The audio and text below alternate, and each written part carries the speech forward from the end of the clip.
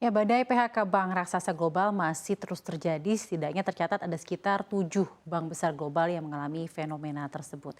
Fenomena PHK ini sendiri menurut Forbes terjadi karena lembaga keuangan besar sudah menghabiskan begitu banyak uang untuk pekerjanya dan mempekerjakan secara agresif hiring beberapa tahun belakangan sebelum pandemi. Namun mirip juga dengan sektor teknologi, setelah pandemi terjadi, Wall Street kini berubah menjadi suram. Nah, kira-kira secara detailnya apa sebenarnya penyebab bank raksasa melakukan PHK besar-besaran? Apa saja nama-nama bank yang terdampak dan berapa sebenarnya jumlah karyawan yang harus di layoff atau di PHK karena fenomena ini? Kita akan bahas bersama di Badai PHK Bank Raksasa Global. Sebelumnya kita akan membahas terlebih dahulu apa sebenarnya penyebab ramai-ramainya bank investasi raksasa global melakukan PHK terhadap beribu-ribu karyawannya. Pertama adalah era kenaikan suku bunga atau era suku bunga tinggi. Karena setelah The Fed memprakarsai kenaikan suku bunga tinggi untuk memerangi rekor tingkat inflasi yang tidak terkendali di dunia dan di Amerika, landscape bisnis bank raksasa global langsung berubah secara substansial. Sejak suku bunga agresif jadi naik, tidak ada lagi namanya pinjaman berbiaya rendah dan cost of money yang tinggi ini juga membuat biaya operasional bank-bank tersebut lebih tinggi. Perbankan jadi harus melakukan penyesuaian dengan expense. Jadi expense diperhatikan. Salah satunya adalah pemotongan biaya, efisiensi operasional, dan pemotongan jumlah karyawan. Apalagi kita tahu sekali bahwa sebelum pandemi dan ketika cost of money masih rendah, bank investasi raksasa dunia itu selalu menghabiskan begitu banyak uang untuk pekerjanya dari segi gaji yang tinggi, terus hiring karyawannya juga agresif, kita sebut biasanya hiring surge. Nah, semua ini langsung berubah sejak terjadi pandemi, lalu ada juga tensi geopolitik yang tak stabil mengikuti inflasi naik, suku bunga tinggi, semua hal ini jadi titik balik euforia hiring surge di bank-bank tersebut dan mau nggak mau harus menyebabkan bank investasi raksasa langsung mengencangkan ikat pinggang. Selain itu alasannya adalah strategic resources allocation alias efisiensi.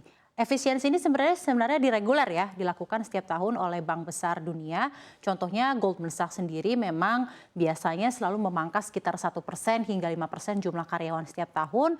Dan staf-staf yang kinerjanya buruk menjadi target memang di Goldman Sachs. Nah, dengan adanya tantangan lebih berat untuk perekonomian di 2023 ini, strategic resources allocation akan semakin besar-besaran dilakukan, terutama dalam hal PHK. Dan selanjutnya yang pasti kita tahu penyebabnya apa adalah perlambatan ekonomi global 2023. Ancaman resesi di depan mata, suku bunga agresif naik, inflasi trennya masih tinggi, membuat prospek IPO jadi suram. Ini terlihat dari penurunan besar di biaya untuk IPO sendiri yang ini jadi salah satu pemasukan utama dari bank-bank investasi dunia.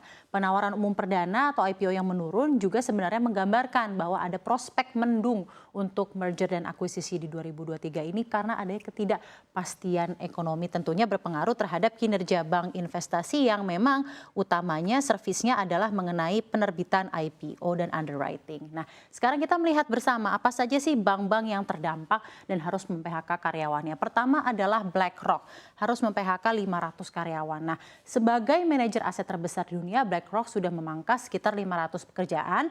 Penyebabnya adalah hiring surge sebelum pandemi. Ya, karena BlackRock sendiri sudah melakukan perekrutan besar-besaran dalam beberapa tahun terakhir, bahkan kepada Market Watch, juru bicara dari BlackRock bilang bahwa perusahaannya sudah meningkatkan jumlah karyawannya sekitar 22% selama 3 tahun terakhir. Begitu agresif.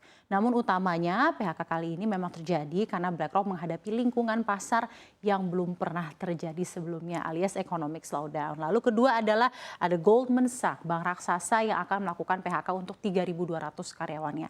Nah, sebelum kita omongin mengapa PHK gede-gedean terjadi Goldman, rilis laporan keuangan dari Goldman Sachs juga yang terbaru ini mencatatkan adanya penurunan kinerja terbesar dalam 1 dekade karena turunnya pendapatan dan penyisihan pencadangan atau provinsi yang lebih tinggi dari ekspektasi. Pendapatan Goldman di kuartal keempat tahun 2022 bahkan susut 16% secara tahunan dan perusahaan juga mencatat kenaikan biaya provinsi untuk mengantisipasi kredit bermasalah hingga hampir 3 kali lipat dibandingkan periode yang sama di tahun 2021. Laba bersih Goldman Sachs juga anjlok 66% secara tahunan, sementara untuk periode setahun penuh atau full year di 2022, Goldman mencatatkan penurunan pendapatan dan laba bersih masing-masing 20% dan 48% dibandingkan tahun 2021 yang dipicunya oleh penurunan tajam pada 2 lini bisnis utamanya, yakni aset manajemen dan juga perbankan global. Selain Goldman Sachs, selain BlackRock, ada juga Morgan Stanley. Anjlok labanya juga per 2022 ini, laba bersih maupun pendapatan Morgan Stanley selama 3 bulan terakhir di 2022 bahkan amblas. Di kuartal 4 2022 lalu, Morgan Stanley hanya meraup laba bersih 2,24 miliar dolar Amerika. Dan mengacu pada laporan kinerja perusahaan sendiri, Morgan Stanley mencatatkan penurunan pendapatan di bisnis sekuritas dan investment management di tahun lalu yang mengharuskan Morgan Stanley mengencangkan ikat pinggang dan mem-PHK lebih dari 1.600 karyawannya. Lalu ada juga Barclays yang akan mem-PHK 200 karyawan dan per November 2022 memang sudah santer berita bahwa Barclays ini yang berbasis di London akan mem-PHK 200 posisi di perbankan dan juga di meja investment atau perdagangan mereka. Kita lanjut juga untuk melihat bank-bank lainnya yang terkena dampak dari economic slowdown dan harus mem-PHK ribuan karyawannya. Ada Citigroup, jumlah PHK-nya sebesar 50 karyawan. Nah, Citi sendiri memang sudah memangkas jumlah karyawannya akibat aktivitas penerbitan equity dan utang yang merosot. Lalu ada juga Deutsche Bank sebagai bank terbesar di Jerman. Deutsche juga berencana memisahkan lusinan staf dari daftar gajinya dan langkah ini juga akan berdampak pada tim originasi dan penasehat bank investasi dan kemudian juga mempengaruhi sebagian besar bankir junior sebagaimana dilaporkan oleh Forbes. Lalu yang terakhir yang terdampak juga adalah Credit Suisse yang bahkan sampai 5.000 pekerjaan dipangkas. Credit Suisse sendiri sudah mengantisipasi pengurangan jumlah profesional kerah putih dari yang tadinya 52.000 karyawan global menjadi sekitar 43.000 karyawan saja. Selain itu, bank yang berbasis di Swiss ini yang memang dilanda skandal ini juga memiliki rencana untuk akhirnya memisahkan bank investasinya menjadi firma penasihat atau advisory investasi dan pasar modal yang berdiri sendiri dengan namanya adalah CS First Boston.